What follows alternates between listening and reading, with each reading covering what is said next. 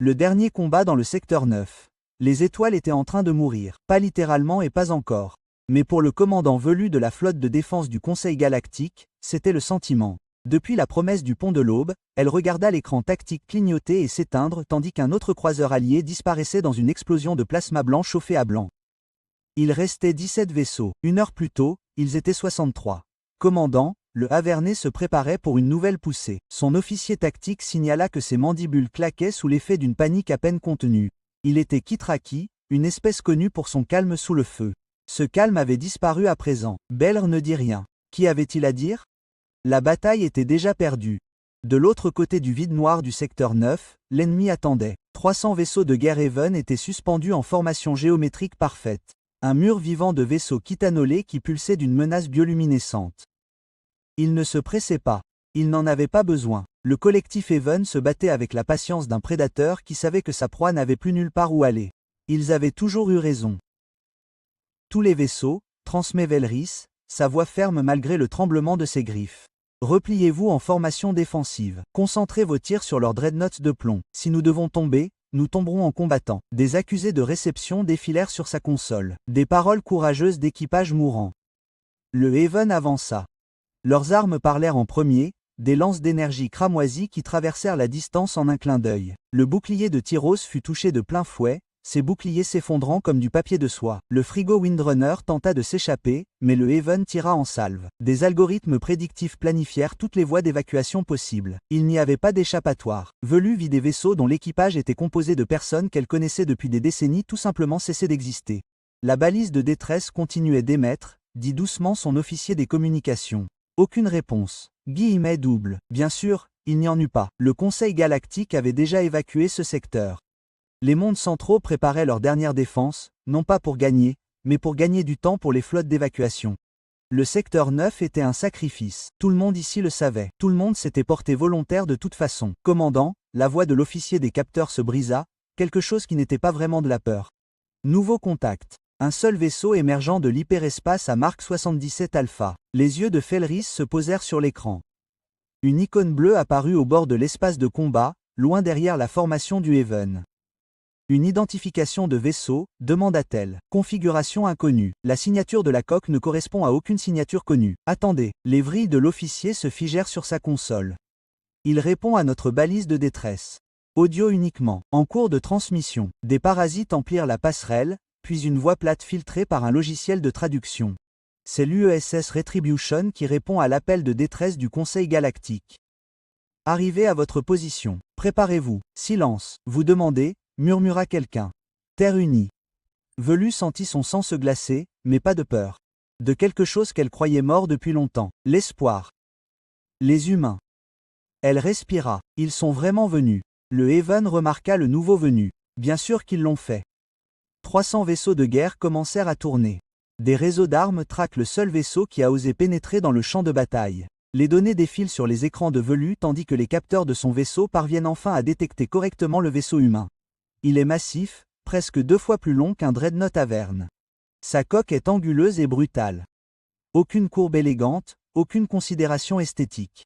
Il ressemble à ce qu'il est, une arme. Le plaquage gris acier absorbe les rayons des capteurs. D'énormes pièces de rechange pour les moteurs brillent d'une fureur à peine contenue.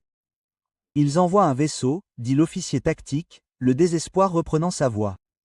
Un vaisseau contre 300. Puis le Retribution ouvre le feu. La balle en tungstène franchit la distance à 30% de la vitesse de la lumière. Elle frappe le premier dreadnought Averne avant même que leur bouclier ne puisse détecter la menace. L'impact cinétique est catastrophique. Le dreadnought n'explose pas. Il se désintègre, déchiré par la physique elle-même. Des débris en fusion sont projetés vers l'extérieur, attrapant 2 croiseurs voisins et les paralysant instantanément. La flotte Averne recule. Le pont de Bélus explosa de chuchotements choqués, mais elle ne pouvait pas détourner les yeux de l'écran. Le vaisseau humain accélérait, brûlant droit au cœur de la formation ennemie. Ses moteurs laissaient une traînée de feu bleu-blanc à travers le vide. Magnifique et terrible. Le Haven se rétablit rapidement. Ils étaient un esprit de ruche. Le choc ne dura que quelques secondes. 300 vaisseaux se retournèrent d'un seul coup et déclenchèrent l'enfer. Rayons d'énergie, torpilles à plasma, missiles cinétiques. Une puissance de feu suffisante pour vitrer une planète convergea vers l'unique vaisseau humain. Les boucliers de rétribution s'embrasèrent comme une étoile nouveau-née. Impossible, murmura quelqu'un. Le vaisseau humain s'enfonça plus profondément dans la formation. Les systèmes de défense ponctuels explosèrent. Les missiles moururent par dizaines. Les faisceaux d'énergie se dispersèrent sur le blindage angulaire conçu pour dévier plutôt que pour absorber. Et pendant ce temps, ces terribles canons à rails continuaient de tirer. Chaque tir était un petit-fils de fureur cinétique. Chaque tir tuait. Puis le Retribution lança ses missiles. Le feu nucléaire s'épanouit dans l'obscurité. Pas une seule ogive, des dizaines. Le vide s'illumina de détonations de fusion, chacune suffisamment puissante pour fendre une lune. Les vaisseaux du Havre disparurent dans les sphères en expansion de plasma surchauffé. Bellus réalisa qu'elle était debout. Réalisa que tout son équipage de passerelle était debout, regardant dans un silence stupéfait le dreadnought humain déchirer la formation ennemie comme un couteau dans la chair. La voix revint, toujours plate, toujours calme. Les vaisseaux du Conseil vous recommandent de dégager la zone d'engagement. Ça va être bruyant. Les canons principaux du Retribution commencèrent à charger. Felris pouvait le voir sur les capteurs. Une accumulation d'énergie massive, bien au-delà de tout ce que le Conseil avait jamais déployé. Tous les vaisseaux, ordonna-t-elle, sa voix tremblante, entre terreur et euphorie. Retraite totale. Écartez-vous maintenant. Tandis que sa flotte reculait, Felris observa le vaisseau humain se dresser seul contre 300 ennemis. Et elle réalisa quelque chose qui allait résonner dans toutes les espèces, tous les mondes, tous les esprits qui assistaient à cette journée. L'humanité s'était tue après que le Conseil eut rejeté sa demande d'adhésion. Ils avaient été considérés comme primitifs, ignorés, oubliés. La galaxie était sur le point de se rappeler pourquoi cela avait été une erreur. La colère de la Terre, le collectif Averne ne comprenait pas la peur. La peur était une réponse individuelle, un mécanisme de survie né de la connaissance que l'on pouvait mourir, que son existence pouvait prendre fin. Les Avernes étaient au-delà de telles choses. Ils étaient un seul esprit à travers des milliards de corps. Une seule conscience répartie à travers la chair et le métal et les mathématiques froides de la guerre. Lorsque 10 000 de leurs vaisseaux moururent, le collectif ressentit un inconvénient.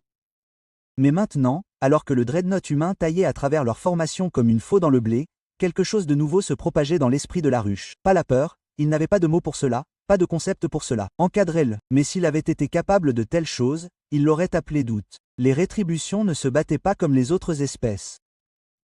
La guerre galactique était élégante et calculée.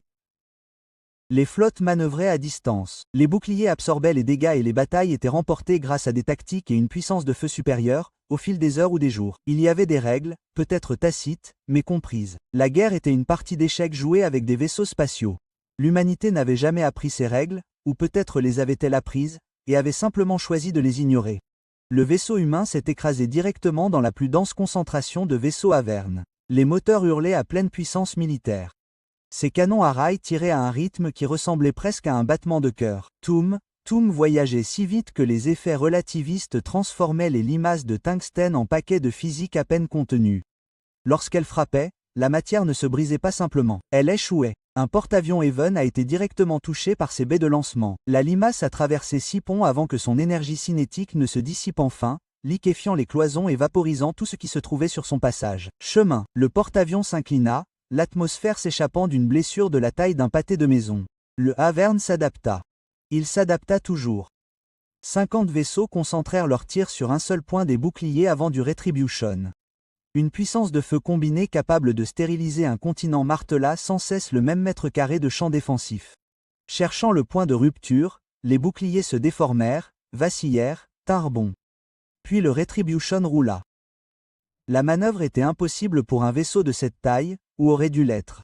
Les dreadnoughts n'effectuaient pas de manœuvre d'évitement. C'étaient des forteresses mobiles, troquant l'agilité contre le blindage et la puissance de feu. Mais le vaisseau humain se tordit comme un avion de chasse, présentant de nouveaux angles de bouclier tandis que sa grille de défense ponctuelle illuminait le vide. Des milliers d'obus de petit calibre déchiquetèrent les missiles entrants. Des grappes laser brûlèrent les ogives des torpilles avant qu'elles ne puissent s'armer. Et malgré tout, les canons principaux continuèrent de charger. À bord de la promesse de l'aube, Felris regarda les relevés de ses capteurs atteindre des portées qui ne devraient pas être possibles. Pic d'énergie provenant du vaisseau humain. Son officier tactique fit son rapport, la voix tendue. C'est énorme, commandant, plus puissant que la puissance de sortie combinée de toute notre flotte. Quel genre d'arme? Commença Bellus. Le Retribution tira ses batteries principales. Les faisceaux étaient d'un blanc bleuté, presque trop brillant pour être regardés, même sur des écrans filtrés. Il ne pulsait ni ne lançait. C'étaient des flux continus d'énergie dirigés qui reliaient le vaisseau humain à ses cibles comme des ponts faits de feux stellaires. Les dreadnoughts Avern pris dans ces faisceaux fondirent tout simplement. Un blindage capable de résister aux tirs de plasma. Un blindage de coque conçu pour être détruit par les armes à énergie, et rien de tout cela n'avait d'importance. La chaleur était trop intense, trop concentrée. 3 dreadnoughts moururent dans la première salve, cessèrent tout simplement d'être des vaisseaux et devinrent des nuages en expansion de vapeur métallique surchauffée. Mère des étoiles, murmura-t-elle. La formation Avern s'effondra vers l'intérieur, abandonnant sa géométrie parfaite pour une concentration brute de force. S'il ne pouvait pas se défendre, il serait submergé. 200 vaisseaux convergèrent vers le Retribution de tous les côtés, au-dessus, en dessous. Il n'y avait nulle part où s'échapper. Le vaisseau humain n'essaya pas de s'échapper. Au lieu de cela, il fit exploser un anneau d'ogive nucléaire dans une sphère parfaite autour de lui. Les capteurs s'éteignirent. Lorsqu'ils disparurent, Velu vit les conséquences. Des dizaines de vaisseaux Avern dégringolèrent dans l'espace, des trous brûlés, des systèmes défaillants. Le Retribution émergea du centre de la blasphère. Les boucliers vacillaient mais étaient intacts comme un démon sortant de la fournaise de l'enfer. Comment? Quelqu'un sur le pont demanda. Comment se fait-il qu'il ne soit pas mort?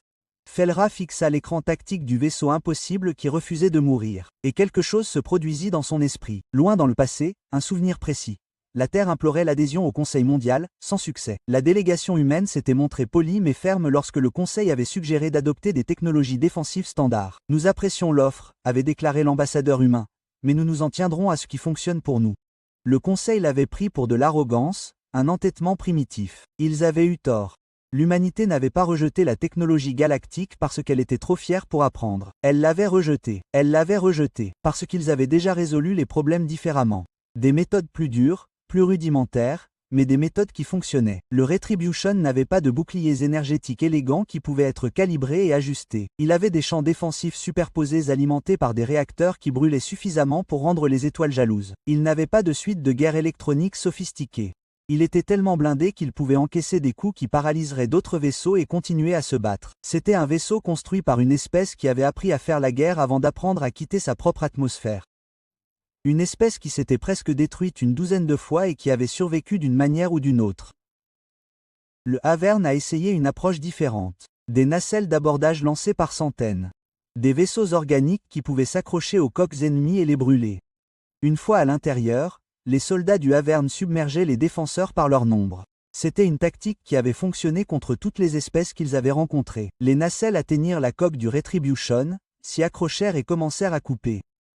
Puis la coque du vaisseau humain s'électrisa. Des millions de volts. Une explosion se propagea sur le blindage, faisant griller chaque capsule d'abordage en quelques secondes. Ceux qui survécurent au choc initial furent projetés par des éclairs explosifs, dégringolant dans l'espace.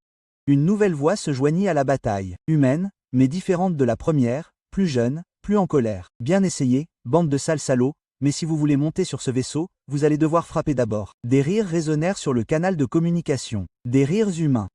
Au milieu d'une bataille qui allait décider du sort des civilisations, les humains riaient. Bellus sentit un frisson lui parcourir l'échine.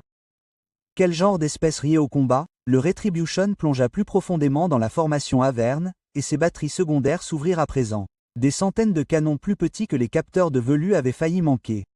Ils tiraient des salves puissantes, des armes cinétiques primitives qui n'auraient pas dû être efficaces contre les navires de guerre modernes. Mais le volume avait une qualité qui lui était propre. La tempête de projectiles déchira les avions de chasse, paralysa les capteurs et transforma l'espace autour du vaisseau humain en un véritable vortex. Zone interdite de métal volant. Les vaisseaux Avern qui s'approchaient trop près étaient tout simplement réduits en miettes. Commandant, son officier des communications a appelé. Le vaisseau humain nous appelle. Canal direct. Velra s'est redressé. Passez-les. La voix qui est arrivée était la première, la voix calme et neutre. Mais maintenant, il y avait quelque chose en dessous. Pas vraiment de l'émotion, plutôt de la satisfaction. Vaisseau du Conseil, ici le capitaine Sarachen de l'UESS Retribution. Désolé d'être en retard. Nous étions loin lorsque votre appel de détresse nous est parvenu. Capitaine Shen, réussit à dire Felris en essayant de garder une voix ferme. Votre aide est. Nous pensions que vous pensiez que nous ne viendrions pas. Ouais, on nous fait souvent ça. Une pause. Le Conseil a rejeté notre demande d'adhésion. Il a dit que nous étions trop agressifs, trop belliqueux, pas assez civilisés pour la société galactique. Velu n'a rien dit. Elle avait lu ces rapports, et les avait même approuvés. Il s'avère que le capitaine Shen a continué, être belliqueux a ses avantages. Madame, recommandez à votre flotte de rester en position. Nous allons terminer. Terminer? Velu observa son écran tactique. Il y avait encore plus de 150 vaisseaux à Verne. Capitaine, même avec les capacités de votre vaisseau, commandant Velu, avec tout le respect que je vous dois, nous ne sommes pas venus ici pour survivre. Nous sommes venus ici pour gagner. Observez et apprenez. Le canal se referma. Le Retribution cessa de s'esquiver, cessa de manœuvrer. Il resta simplement suspendu dans l'espace au centre de la formation à Verne, les moteurs à pleine puissance pour maintenir sa position face à la masse ennemie. Et puis il déchaîna tout. Les canons à rail tirèrent en mode automatique. Les faisceaux d'énergie balayèrent les formations comme des hélicoptères. Les nacelles de missiles s'ouvrirent et projetèrent leurs charges utiles dans toutes les directions. Les systèmes de défense ponctuels créèrent des champs de tir qui se chevauchaient que rien ne pouvait pénétrer. Le vaisseau humain devint une sphère de pure destruction. La mort rayonnait vers l'extérieur à la vitesse de la lumière, du son et du métal projeté. Les vaisseaux à Verne moururent par dizaines. Puis, par dizaines, l'esprit collectif, pour la première fois en 1000 ans d'existence, fit un choix né non pas d'un calcul, mais de quelque chose de plus profond. La flotte du Havre se brisa. Ils se dispersèrent, abandonnant leur formation, leur tactique, abandonnant complètement le système. Leurs moteurs hyperspatiaux s'enflammèrent et ils disparurent, ne laissant derrière eux que des débris et le silence stupéfait des survivants. Velu fixa ses écrans avec incrédulité. Le Havre ne battit pas en retraite. Il n'avait jamais battu en retraite, pas une seule fois sur 100 systèmes conquis jusqu'à présent. Le châtiment pendait dans le vide, meurtri mais intact, entouré des débris de 300 vaisseaux de guerre ennemis. Ses moteurs s'éteignirent, ses armes s'éteignirent,